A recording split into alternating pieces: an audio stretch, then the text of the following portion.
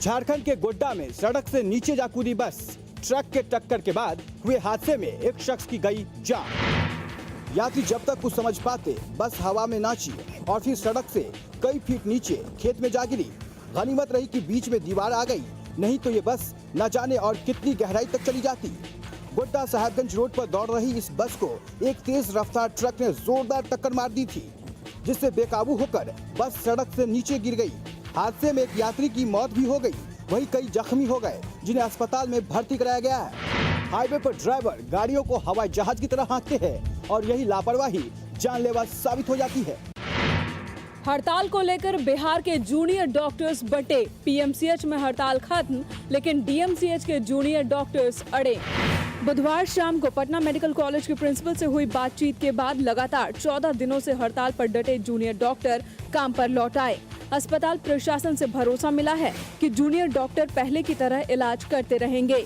दरअसल सरकार ने कहा था कि जूनियर डॉक्टर सिर्फ मेडिकल की पढ़ाई करेंगे, इलाज नहीं।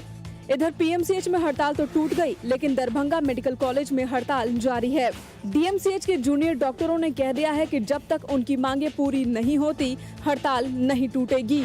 जूनियर डॉक्टर्स एसोसिएशन में दरार साफ दिखाई पड़ रही है। एक गुट हड़ताल पर अड़ा हुआ है तो दूसरा तोड़ चुका है। औरंगाबाद के सदर अस्पताल की संवेदनहीनता आई सामने। तड़पता रहा पुलिस वाला, लेकिन एम्बुलेंस के इंतजाम में आनाकानी। औरंगाबाद में ट्रक ने पुलिस की गाड़ी में टक्कर मार दी, जिसमें 3 पुलिस वाले घायल हो गए, जिसमें से एक की हालत नाजुक थी। घायल पुलिस वालों को सदर अस्पताल लाया गया, लेकिन डॉक्टरों ने हाथ खड़े कर दिए और इस गंभीर जख्मी पुलिस वाले को दूसरी जगह रेफर करने की पुर्जी थमा दी। पुलिस वाला स्ट्रेचर पर ही तड़पता रहा, लेकिन अस्पताल की तरफ से एम्बुलेंस का इंतजाम करने में हीला हवाली की जाने लगी, जिससे लोग बेफर पड़े। यही मरीज तरह पड़ा था, ये 1.5 घंटा के बाद रेफर हुआ, दुर्घटना वाला हम नहीं माना है। हर करना मेरा काम है, तो हमारे पास व्यवस्था रहेगी। तो कह दिए कि व्यवस्था नहीं है, तो कह तो दिया है। पुलिस वालों के साथ जब सरकारी डॉक्टरों का ये रवैया है, तो समझा जा सकता है कि आम मरीजों के साथ क्या सलूक होता होगा। रांची में पिछले हफ्ते हुई बैंक लूट केस में धरे गए अपराधी, लूटी गई नकदी भी हुई बरामद। 17 जून को रांची के और मांझी के ग्रामीण बैंक में हुई लूट को इन बदमाशों ने अंजाम दिया था। दिन दहाड़े करीब 6.5 लाख की हुई इस लूट ने रांची पुलिस की नाक में दम कर रखा था। आखिरकार पुलिस ने गिरोह के 2 अपराधियों को धर दबोचा और इनके पास से लूटी गई नकदी में से 2,30,000 रुपए बरामद किए। अपराधियों के कब्जे से पिस्टल और जिंदा कारतूस भी मिले हैं। बैंक लूट गिरोह के बाकी अपराधी अभी हाथ नहीं आए हैं। पुलिस इनकी तलाश में जुटी हुई है। बिहार में जेलों की सुरक्षा को दुरुस्त करने पर जोर। जेल अधिकारियों के साथ हुई बैठक में हुए कई अहम फैसले। पटना में बिहार के तमाम जेलों के अफसरान जुटे। जेल आईजी आनंद किशोर ने मैराथन बैठक की और जेल की हालत पर समीक्षा की गई। बैठक में फैसला लिया गया कि इलेक्ट्रॉनिक सर्विलांस के जरिए जेलों की सुरक्षा पर नजर रखी जाएगी। सीसीटीवी कैमरों से कैदियों पर निगरानी रखी जाएगी। जेलों में सुरक्षा को और दुरुस्त करने के लिए सैप जवानों की भी तैनाती की जाएगी। साथ ही सूबे की 35 जेलों को वीडियो कॉन्फ्रेंसिंग से भी जोड़ा जाएगा। साथ ही बैठक में विचार किया गया कि पटना के बेऊर सेंट्रल जेल के आसपास बनने वाली ऊंची इमारतों पर लगाम लगाने की जरूरत है। बिहार की जेलों की सुरक्षा एक बड़ा मसला है। जेल में बंद हार्डकोर नक्सलियों के चलते भी चौकन्ना रहना जरूरी है। दिल्ली से भरोसे की पोटली लेकर लौटे सीएम नीतीश कुमार केंद्र के रवैये से दिखे खुश, लेकिन हाथ नहीं आया बहुत कुछ। दिल्ली में बुधवार को नीतीश और योजना आयोग के उपाध्यक्ष मोन्टेक सिंह अहलुवालिया के बीच लंबी बातचीत हुई। नीतीश ने 20,000 करोड़ के स्पेशल पैकेज की डिमांड भी रखी, जिस पर अहलुवालिया ने कैबिनेट को सिफारिश कर देने का भरोसा दिलाया। दिल्ली से पटना लौटने पर नीतीश ने माना कि पता नहीं कितना मिलेगा और कब मिलेगा। 5 वर्षों में 20,000 करोड़ रुपए की धनराशि विशेष तौर पर दी जाए। विशेष सहायता के मद में हमने मांग की है। कितना वो दे पाएंगे इसका उन्होंने कल कोई जिक्र नहीं किया। उन्होंने कहा कि सिद्धांत रूप में हम सहमत हैं। नीतीश ने स्पेशल स्टेटस पर मानदंड बदलने की भी मांग रखी थी, लेकिन इस मसले पर कोई गारंटी नहीं मिली। सहरसा में कोसी नदी की तेज धार ने लील लिया ब्रिज, लोगों में दहशत। कोसी महासेतु का काम भी रुका। वीरपुर बैराज से पानी छूटा तो कोसी नदी तो मानो बौरा ही गई और कोसी ऐसी बौराई कि इस स्टील ब्रिज को अपने में समा लिया। सहरसा के बलवाहा में कोसी नदी पर 531 करोड़ की लागत से कोसी महासेतु बन रहा है और उसी के बगल में लोहे का पुल बनाया गया था, लेकिन कोसी की तेज धार के आगे लोहे का पुल टिक नहीं पाया।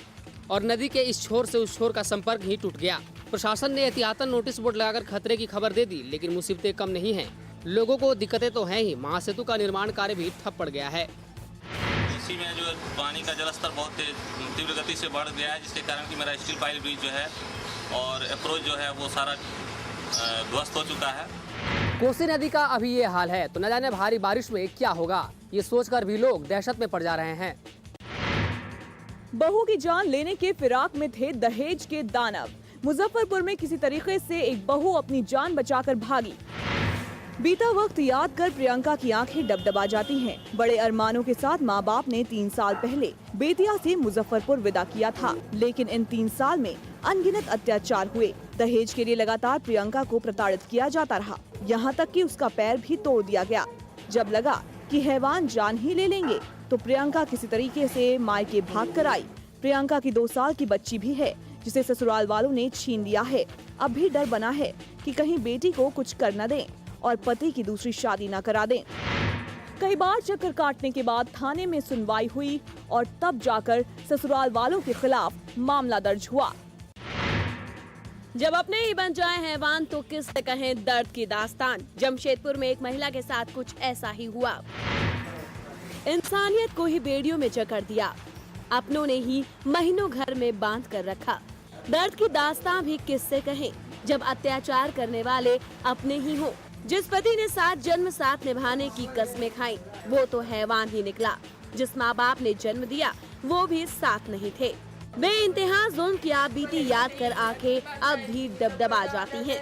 किसी तरह सरायकेला की ये महिला भागकर जमशेदपुर आई। MGM अस्पताल में जब महिला को इस हाल में देखा गया तो बेड़ियां खुली और खाने को कुछ दिया गया। पुलिस भी पहुंची और महिला को इंसाफ दिलाने का भरोसा दिया गया। महिला की दिमागी हालत सही नहीं बताई गई है, लेकिन किसी को बेड़ियों में जकड़ कर रखना कहां का इंसाफ है। कटिहार में एक पति पर 2 महिलाओं ने किया दावा। इधर मची है मार, उधर 2 पार्टों में फंसा पति हुआ फरार।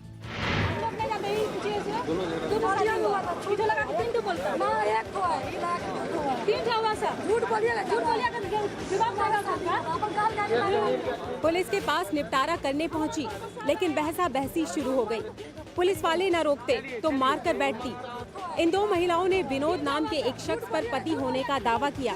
इनमें से एक ललिता की गोद में बच्चा भी है, जिसे वो विनोद का बच्चा बता रही है। उधर फूलमणि कहती है कि 20 साल पहले उसकी विनोद से शादी हुई थी।